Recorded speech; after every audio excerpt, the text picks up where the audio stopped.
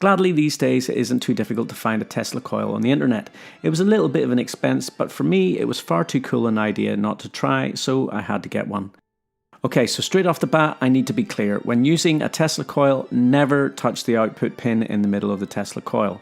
The coil creates an extremely high voltage, so you could get fried. The high frequency sparks, however... Only joking. So you can touch the sparks. I mean, you can feel it, but it doesn't burn. The arcs of electricity are moving far too quickly to cause noticeable damage. That being said, don't take advice from me, I'm an idiot. So this is going to be safe to use. It's noisy, but it's fun. What I would say is, don't try this at home, unless you're really stupid like me.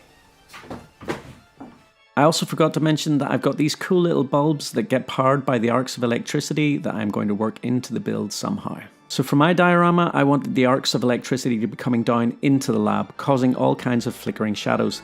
This meant turning the Tesla coil upside down and housing it inside the roof. Thankfully, I'm working with the classic horror imagery, and the iconic Americana-style haunted house tower look was going to suit the build perfectly, leaving me with loads of room to build the Tesla coil into.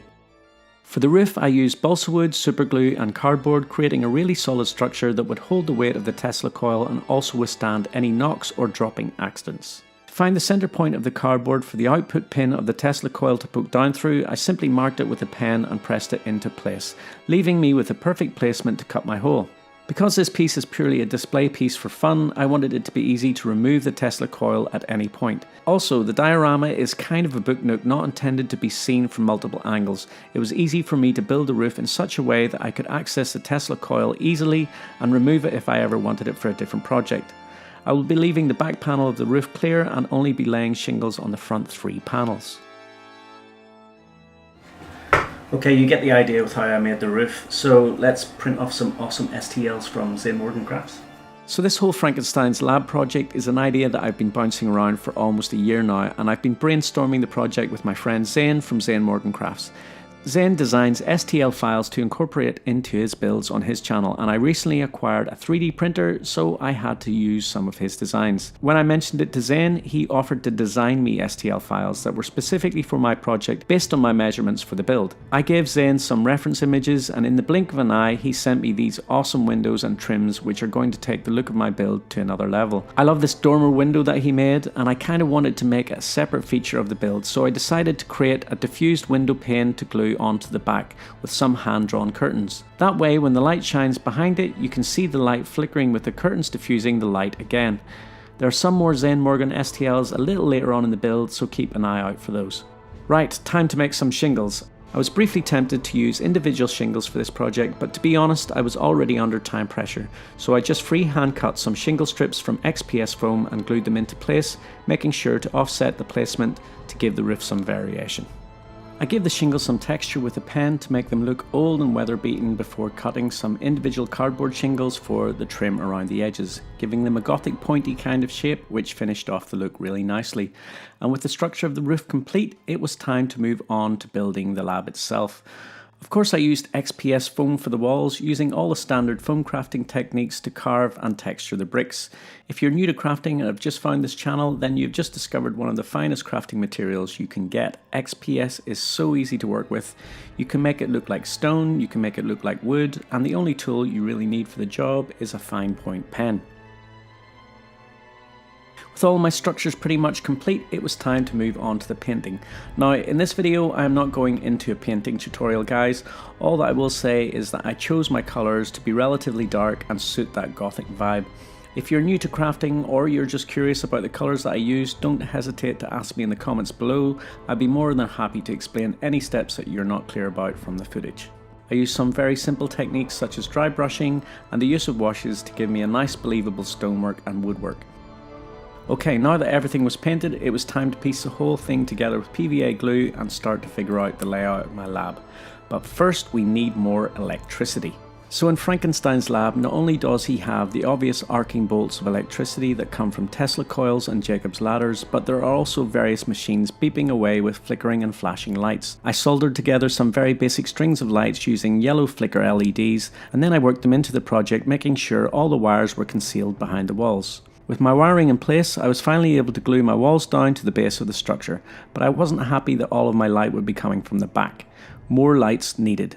This time I used a string of LEDs that I simply pulled through the roof to create some hanging lanterns that will cast overhead ambient light throughout the entire build, making sure that none of the details get lost in the gloomy shadows.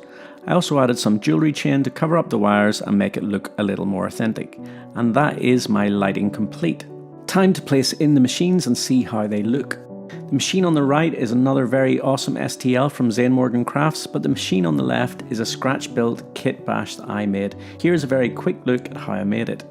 So in my opinion, a mad scientist lab wouldn't be complete without a tank full of random body parts ominously looming in the corner. For this little scratch build, I used various beads and washers which I glued to a small plastic bottle. I also used XPS foam for the base, to which I glued some of these little needle covers which my friend Tina gave to me. Next, I painted up some old zombie minis in gruesome colours, cut them up, shoved them in the bottle, filled it with green water and glued it all together. For the paint job, I went for a brassy copper look, which I carry out through the whole build, and there we have a gruesome tank full of random body parts ready for Frankenstein to do his worst. Okay, let's get on to finishing this lab. I found some really cool additional STLs to print off from various sources online, which I will link in the description below. It took me ages to find the right files for Frankenstein, Igor and the monster. I actually got all three of these from different sources because they had the aesthetic that I was looking for each character. Once printed off and primed with black paint though, they were all looking really cool and I was very happy with the choices that I had made. Of course, I also printed off various other bits of machinery, some of which I adapted with some screws to help attract the bolts from the Tesla coil, a gruesome surgical table, Zane's crazy lab machine which will have lights behind the panel, and a lightning rod for the roof. Yes, I know it's a radio mast, but it still looks cool. And that means we are on to pretty much the final stage of the build, painting minis. Now, I really wouldn't consider myself a mini painter at all. I would say I have a passable basic standard. Occasionally I get some of my friends to paint minis for me so that I can have that top quality standard, but this time I wanted to stretch myself a bit and complete the project myself. In the end, I was actually pretty pleased with the paint job that I managed to achieve.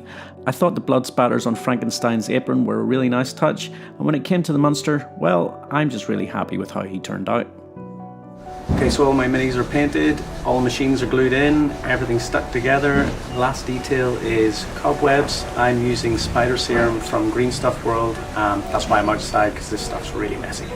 So what can I say about spider serum? Well, I love the effect, but I hate the product. It took me about an hour to clean my airbrush after finishing this. Still, I think it's worth it. There we go, all done. On to the big reveal.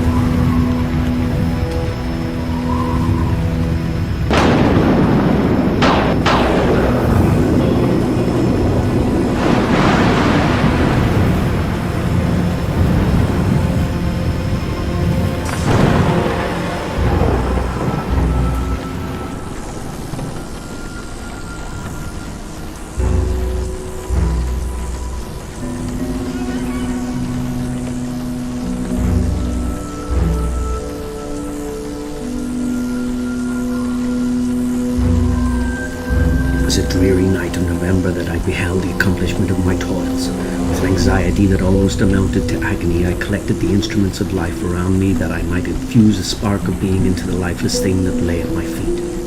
It was already 1 a.m. The rain pattered dismally against the panes and my candle was nearly burnt out, when, by the glimmer of the half-extinguished light, I saw the dull yellow eye of the creature open. It breathed hard and a convulsive motion agitated its limbs.